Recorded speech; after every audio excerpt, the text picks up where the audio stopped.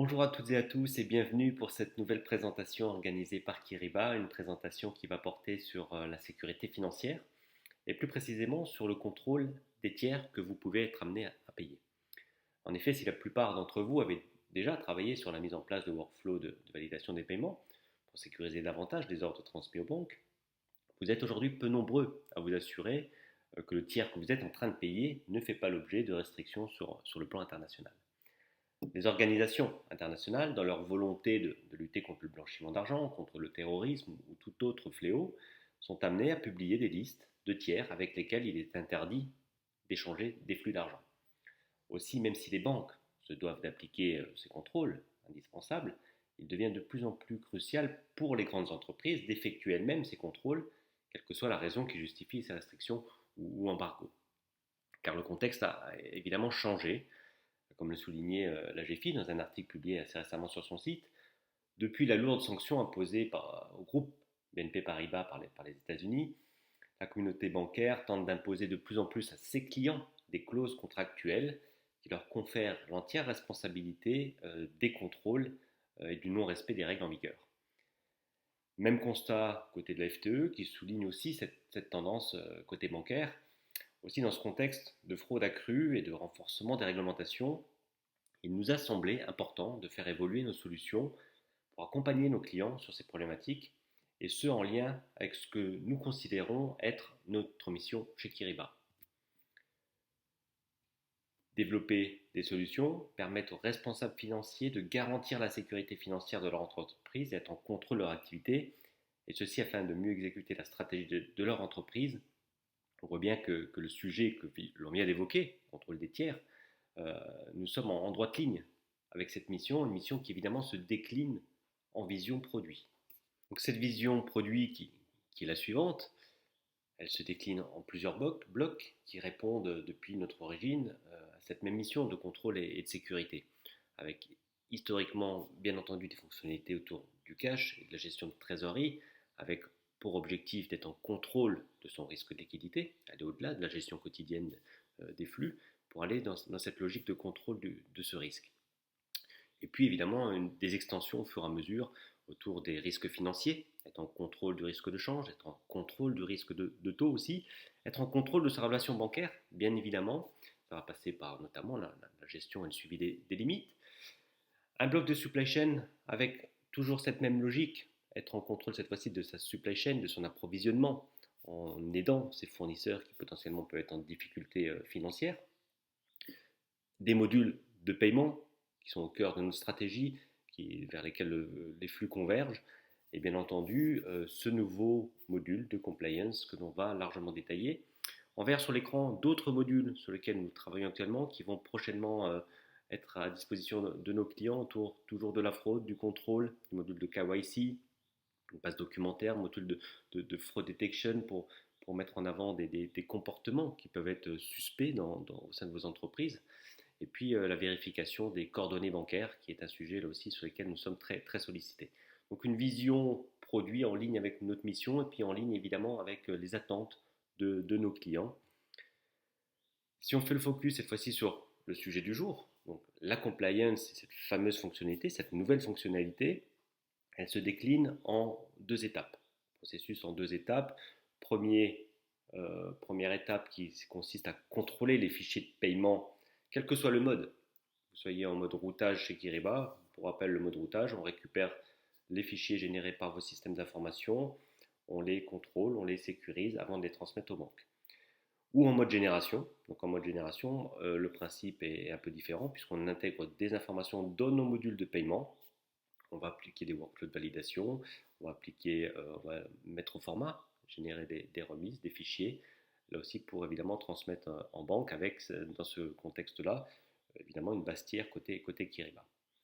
Et la deuxième étape du processus, c'est l'envoi des résultats après des contrôles aux emails des utilisateurs. Donc le principe est le suivant, les fichiers de paiement, avant d'être transmis en banque, passent par des routines de contrôle et sont envoyés aux banques. Si les contrôles aboutissent à une détection d'un bénéficiaire suspect, un email est envoyé aux utilisateurs.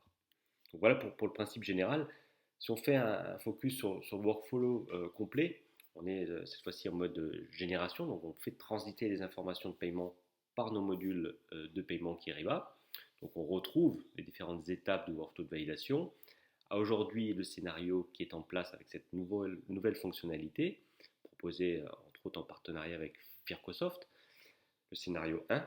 Donc, comme je viens de le dire précédemment, le fichier est contrôlé avant transmission en banque pour s'assurer que les tiers qui sont dans ces fichiers et qu'on souhaite évidemment payer ne font pas partie de blacklists éditées à travers le monde.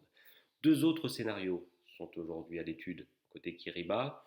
Le premier qui consisterait à remonter ces contrôles en amont de la chaîne au moment de la récupération des informations en provenance des systèmes ERP par exemple. Et puis un deuxième scénario à l'étude qui est de faire ces contrôles toujours sur les tiers bénéficiaires sur la base tiers que Kiriba a dans ses systèmes. Donc soit à la demande, soit à chaque modification de la base tiers. Donc on a plusieurs scénarios aujourd'hui qui sont à l'étude, qui devraient arriver dans les versions prochaines. Aujourd'hui, le scénario 1 est en place, est opérationnel pour les clients qui le désirent. Alors, la question qui se pose, on l'a dit en introduction, c'est que les banques sont contraintes de faire évidemment ces contrôles. Alors, pourquoi faire ces contrôles en amont? Quels sont les objectifs des entreprises?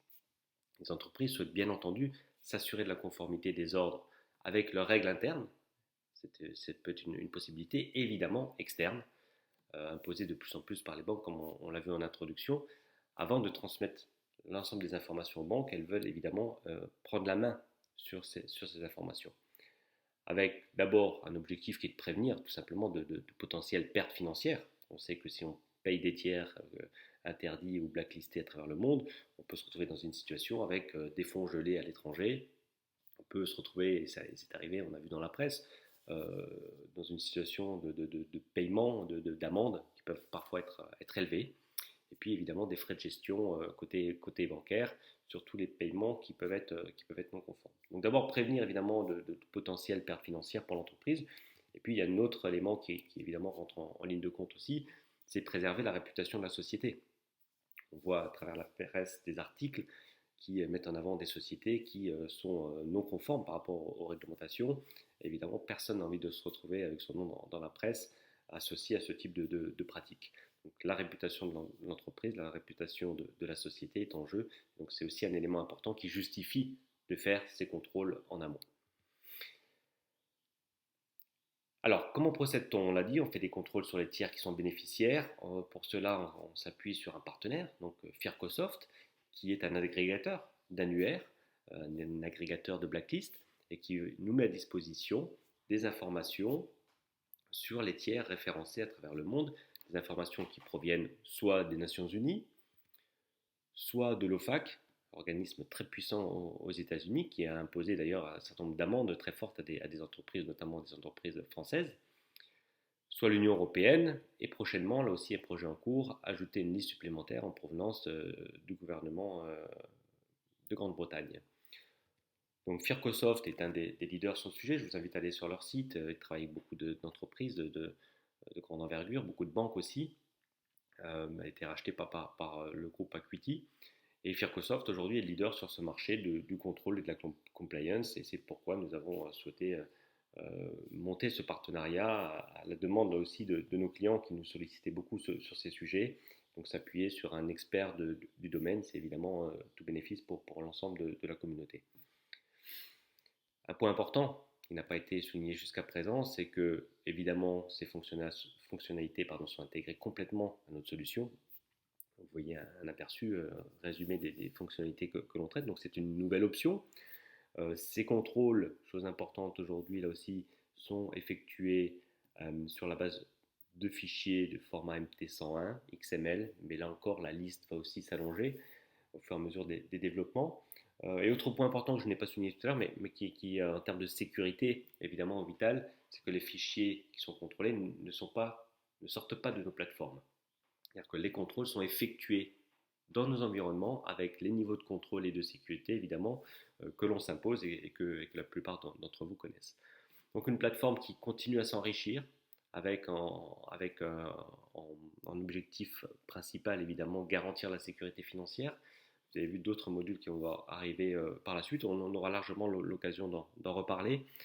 N'hésitez pas à revenir vers nous si vous souhaitez plus d'informations sur cette fonctionnalité qui, je le rappelle, est opérationnelle avec un client qui aujourd'hui est en live. Revenir vers nous, vers vos chargés de compte habituels à travers les réseaux sociaux, notre site web, si vous voulez plus d'informations sur cette nouvelle fonctionnalité en partenariat avec Fircosoft. Merci beaucoup et à très bientôt. Au revoir.